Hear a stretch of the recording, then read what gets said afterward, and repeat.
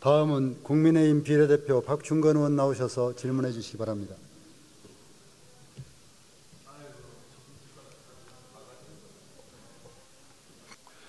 존경하는 국민 여러분, 이하경 국회 부의장님과 선배 동료 의원 여러분, 한덕수 국무총리님을 비롯한 국무위원 여러분, 국민의힘 국회의원 박충건입니다. 저는 오늘 너무나도 참담한 심정으로 이 자리에 섰습니다.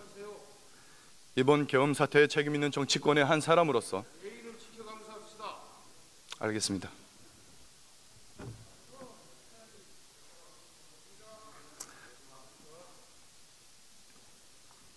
국민께 너무나도 큰 실망과 심려를 끼쳐드린 데 대해서 고개 숙여 깊이 사과드리며 이 국정 혼란을 해소하는 데 책임을 다하겠습니다.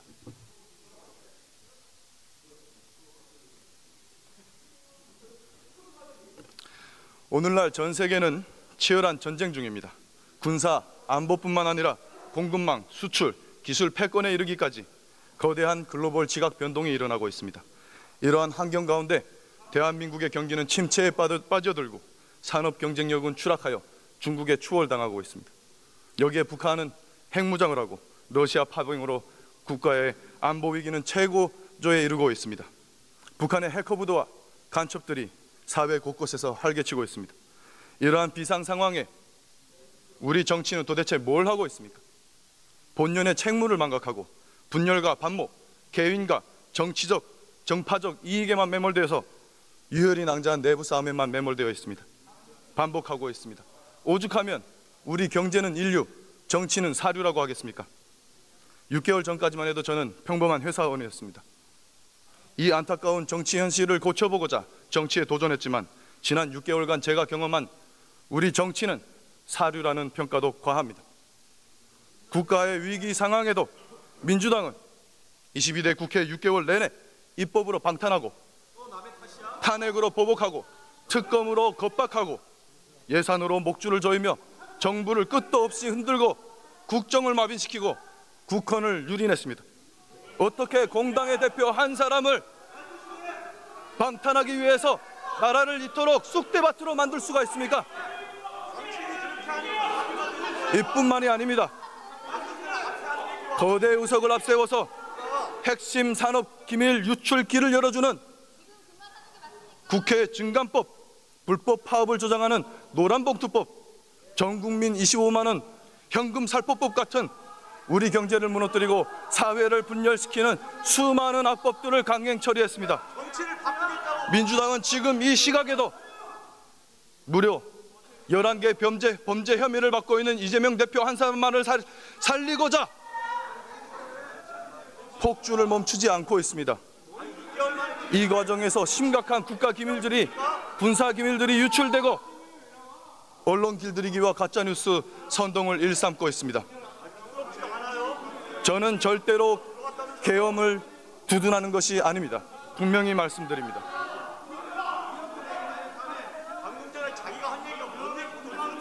국방부 차관님 단상으로 나와주십시오.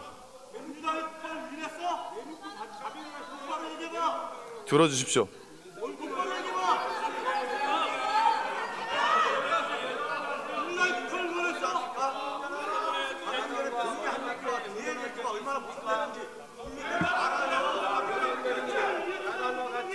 차관님, 최근 비상계엄 관련해서 국방위 현안 질의 중에 전투통제실 위치와 내부 구조, 의원님들, 수방사 비원 벙커 정보, 의원님들 질의 좀 할 수 있게 드론사의 드론 보유 수량, 기존까지 수많은 중대한 군사기밀 정보들이 생중계로 유출됐습니다. 거기다 정보사 요원 5명의 실명까지 거론됐죠. 차관님, 이런 정보들이 유출되면 어떤 일이 일어납니까? 예, 답변 과정에서 중요한 군사 정보들이 유출되는 것은 저희들이 여러 가지 안보상에서 심대한 위협이 된다고 생각합니다. 신원이 노출된 요원들 같은 경우에는 작전에서 더 이상 작전을 수행하지 못할 수도 있지 않겠습니까? 예, 그럴 수 있을 것으로 판단이 됩니다. 그리고 전투통제실 정보 같은 경우에는 북한군 미사일 부대라든가 특작 부대의 비상시 우리군 지휘부의 위치와 침투 경로를 알려주는 그런 일이 그런 효과가 있지 않겠습니까? 예, 중요한 임무를 수행하는 인원들입니다. 게다가 민주당은 우리나라가 탄저군 공격에 취약하다는 정보까지 공개했습니다. 북한에 대놓고 우리의 취약점을 공개한 겁니다. 이번 군사기밀 유출 사태는 군과 국회가 모두 엄중하게 받아들여야 됩니다.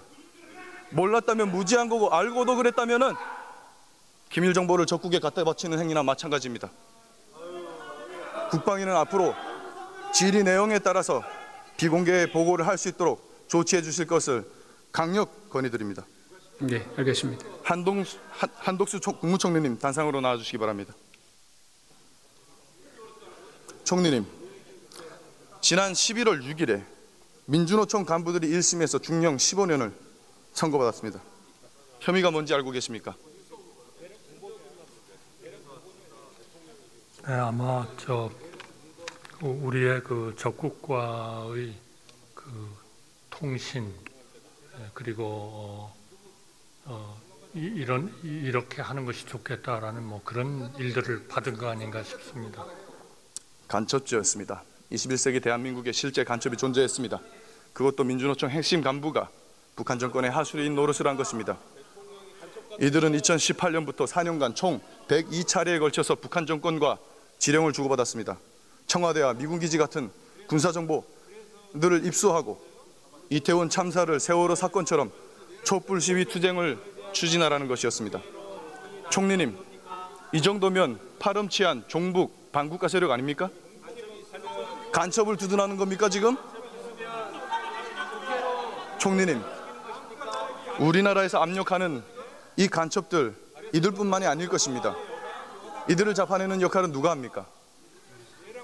이러한 간첩에 대한 대응 기관들이 있습니다만 최근에 이런 수사권 조정 이런 것들에 의해서 조금 옛날과 같은 그러한 그 능력은 발휘하지 못하고 하는 평가들이 많습니다. 이 부분에 대해서는 우리 정부도 그렇고 또 우리 국회하고도 적극적으로 협의를 해서 이러한 부분들이 잘 국가 보위를 위해서 작동될 수 있도록 그렇게 노력을 해야 된다고 생각합니다. 그렇습니다. 경찰의 대공수사권은 제대로 허점이 많습니다.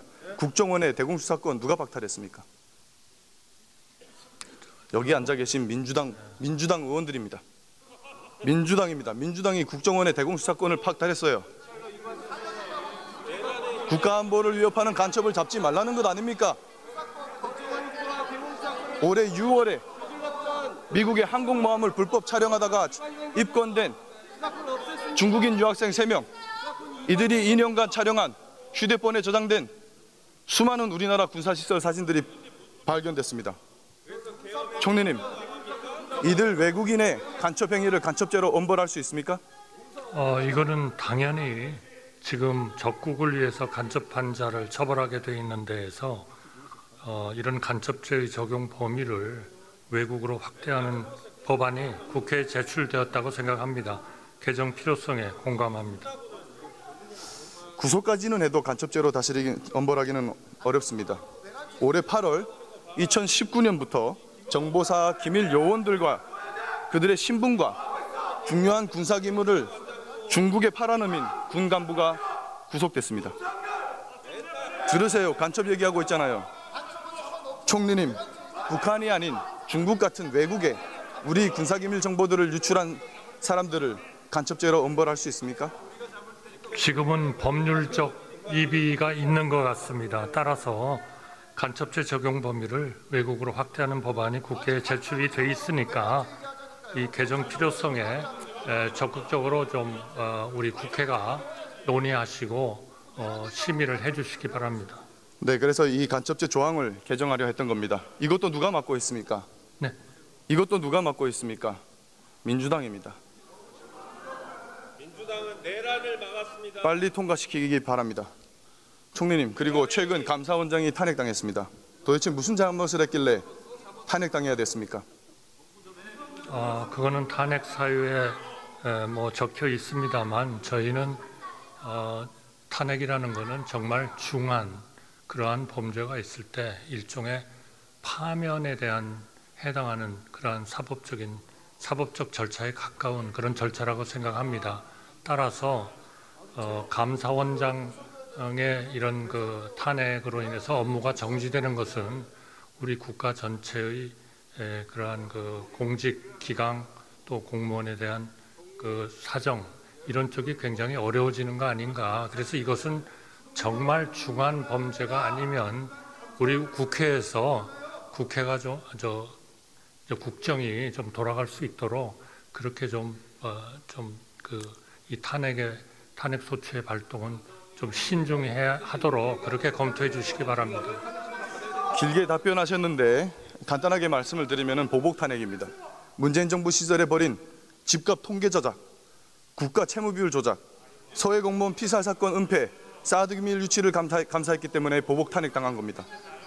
지난 2월에 사상 초유의 대법원 전산망 해킹 사건이 발생했습니다. 헌법상 독립기관이라고 수사당국에 신고하지 않아서 피해를 키웠습니다.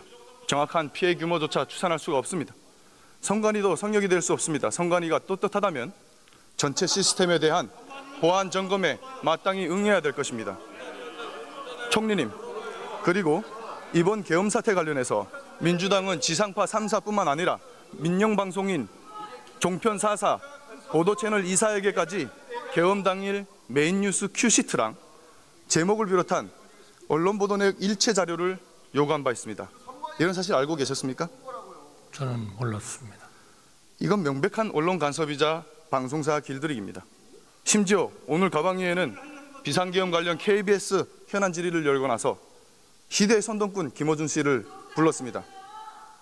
확인되지도 않은 가짜뉴스를 생중계했습니다. 암살조가 있었고 체포돼 이송되는 여당 대표를 사살한다. 그리고 이걸 북한 소행으로 꾸미려 했다. 이런 말 같지도 않은 가짜뉴스를 생중계했습니다.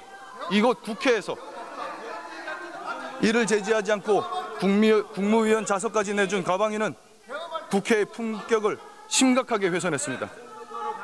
총리님, 민주당의 이런 행태 어떻게 생각하십니까? 저는 그러한 것들이 과방위에서 저는 처리가 잘 되어야 된다고 생각하고요. 만약 그러한 것들이 현재의 우리 사법 시스템에 저촉이 된다면 그러한 절차에 따라서 또 어떤 절차를 밟을 수 있지 않겠나 이렇게 생각합니다. 알겠습니다. 무슨 근거가 가짜뉴스라고 하는 겁니다. 내란의 말이 가짜뉴스라는 것이 근거가 무엇입니까? 밝히십시오. 확인해 봤습니까? 출처를 대십시오. 그 말이 왜 가짜뉴스예요? 부담만 하지 마시고 근거를 대세요. 존경하는 국민 여러분, 지금 이 순간 저희 여당은 여러분께서 느끼시는 분노와 실망을 깊이 통감하고 있습니다. 정부 여당을 믿어주셨던 국민 여러분의 마음을 생각하면 고개조차 들 수가 없습니다. 이 모든 책임을 외면한다면 국가의 미래도 국민의 신뢰도 다시는 회복하지 못할 것입니다. 지금 대한민국의 명운은 바람 앞에 등불과도 같은 상황입니다. 저는 결코 정부 여당을 두둔해달라는 것이 아닙니다. 국민께서 우리 당에 108석이라는 개헌 저지선까지 허락해 주셨음에도 불구하고 민주당의 입법 독재와 계엄 사태를 막지 못한 무기력한 저희에게 엄중한 회초리를 들어주십시오. 어떠한 질책도 감내하겠습니다. 마찬가지로 이재명 대표 한 사람만을 살리기 위해서 국정을 멀머삼아 헌정 질서를 유지한 유린한 저 무도한 민주당에게도 엄중한 회초리를 내려주십시오. 무거운 책임감을 어깨에 짊어지고 국정을 바로잡기 위해 사력을 다하겠습니다. 감사합니다.